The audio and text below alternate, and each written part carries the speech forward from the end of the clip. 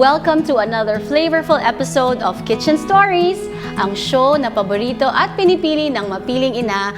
And I am Chef Chin, and this is my daughter, Mimi. That's right. And this episode is brought to you by CNN Philippines. Oh yes, and Magnolia Dairy Cream.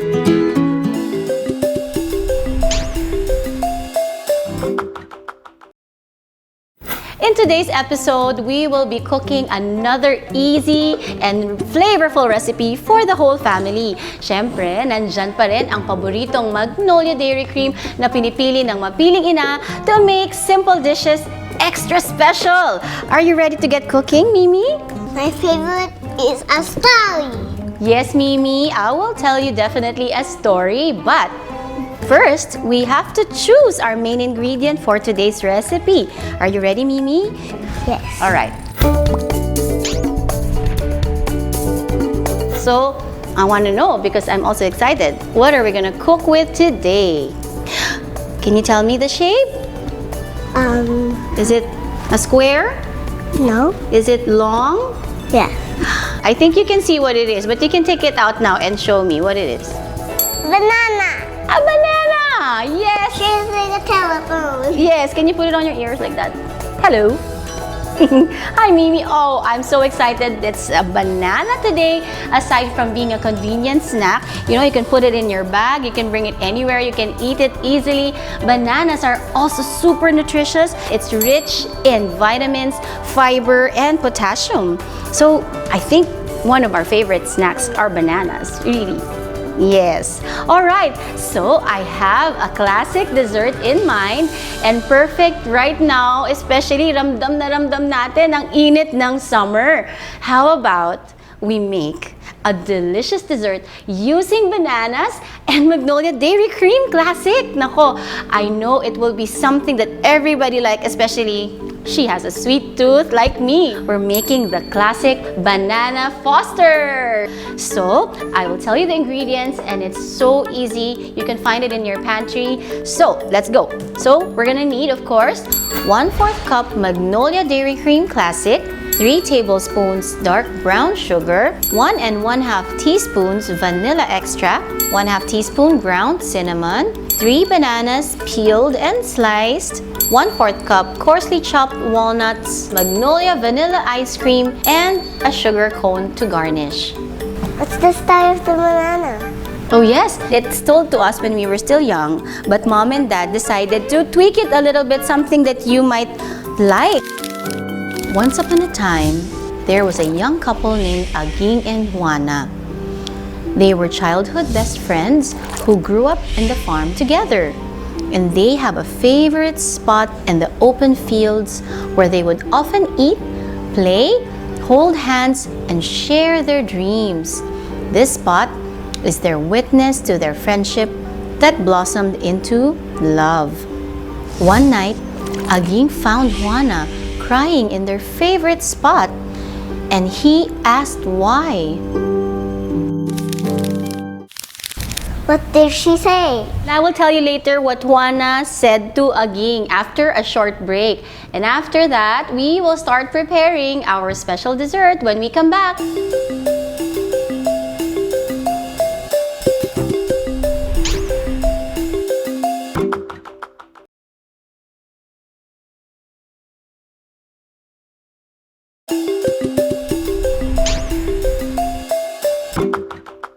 Welcome back, and you're watching Kitchen Stories here on CNN Philippines. When we took our break, we gave you all the ingredients and now we're ready, and I am so excited to show you how to make Banana Foster. So now we have bananas, so you can use any bananas. You can even use saba if you have that, because that's a little bit harder but it takes longer to cook, but this is so easy to make, so it cooks very fast. See, it's so easy. All your kids can help you out making this, and mostly children love bananas, so it's really one of the most easiest desserts you can ever make. You can cut them a little bit thick so it doesn't dissolve when you make it. Okay, I'll cut this banana. you can cut that part. Okay, So we're using a cast iron pan. So if you have any kind of pan at home, that should be okay. You don't necessarily have to have that. And what I love about cast irons is that it holds the temperature very well. So the sugar won't burn if you're going to put the sugar. And now we're gonna add our Magnolia Dairy Cream Classic. So we'll let it melt. And while it's melting, we're going to add our sugar together so that they melt together and the sugar won't burn. Okay, so now we're going to wait until the sugar bubbles. So you have to wait until the sugar bubbles a little bit. And I'm going to lower the temperature a little just so that the sugar won't burn. And you can see the smoke, that's normal. So now we're going to add our vanilla extract. And we'll add our cinnamon. Wow, I can already smell the cinnamon on our sugar. We're going to add the bananas. To the spoon. Oh, good job! I love the sound of the sizzle that goes when you add our bananas. So we're going to mix a little just so the sugar will go to our bananas. You just have to mix slightly. I can smell the cinnamon. You know the flavor of the Magnolia Dairy Cream when it's hit with sugar. You can really smell the aroma. It's, I wish there's a smell button, but there's none. But I will let you know later how good it is. And for sure, it's really, really easy. You can make this. And I can't even explain how simple this is because it's pretty much done. Okay, so now it's time to plate our Banana Foster. Yeah, it's sweet and it's so flavorful. So we have our vanilla ice cream over here. Look at this. Oh my, if you melt the melted ice cream on a hot dessert, the best thing. So we're going to put a hat, like a sugar cone. So you can buy this in any grocery stores, sugar cone, and then let's sprinkle. How about some sprinkles of nuts? It's like fairy dust. Wait. I think we are done and we just made our very first Banana Foster. And that's it while we wait for the ice cream to melt. Why don't we you want to taste it? But before that, we finish the story first. What do you think, Mimi? Yes. Okay. So Aging found Juana alone in their favorite spot and asked why she is crying. Juana told Aging that she will be leaving in a faraway land to study and go to school. Aging was saddened by the news, and they held hands tightly and promised to each other under the crescent moon to keep their love and see each other again when she finished her studies. And Juana left. Since then, every night, Aging would visit the same spot and think of Juana as tears fall down on the ground. Years later, a grown, beautiful woman visited this old spot in the farm. And to her surprise, there was now a tree standing in that very same spot. Under the tree was a man looking at her with tears of joy. Right there and then, she knew it was Aging. They rekindled their love and soon got married on the same spot. Every so often, the tree would bear fruit that resembles the shape of a crescent moon, and when together, it looks like a hand.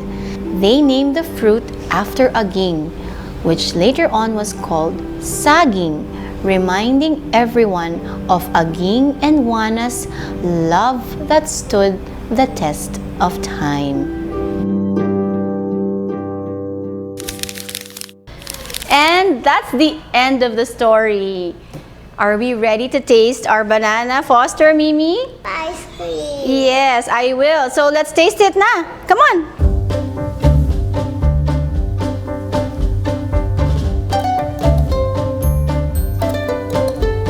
Alright, now I think it's time to try. Kanina pa excited tong si Liet. You know what, kahit saan mo talaga i-pair ang Magnolia Dairy Cream Classic, pati especially the ice cream together, and Really. The flavor is extra, extra special. What I love about it is that the Magnolia Dairy Cream, when you add it in a hot dessert, it makes it really more rich. Buong-buo ang lasa. And at the same time, the flavor itself and the aroma is extra special. It's delicious. It's delicious. You like it? Oh my, it's so good. So Mimi, I want to ask you a question. There's also a lesson that we need to ask you about the story of Aging and Juana. It's love, Mommy. Yes, Mimi, really it is love. Love that I have for cooking, love that I have for you and the rest of the family. And you know, when you do everything with love, everything is more special. It's even extra special when you make an effort and when you do everything with love. Right, Mimi?